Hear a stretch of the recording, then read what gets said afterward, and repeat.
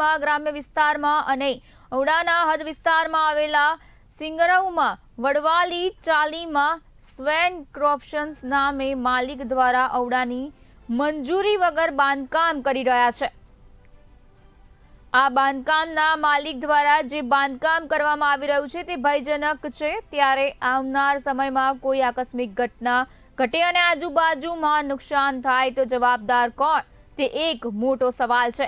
ઔડાની પરવાનગી વગર કરી રહેલ બાંધકામમાં કોને પરમિશન આપી તે પણ એક મોટો સવાલ છે। અને પતરાવાળું બાંધકામ હોય અને ધાબુ ભરવાનું થાય તો જરૂરી પરમિશન લેવાની જરૂર હોવા છતાં આ માલિક દ્વારા કોઈ પણ પરવાનગી વગર બાંધકામ કરી રહ્યા છે।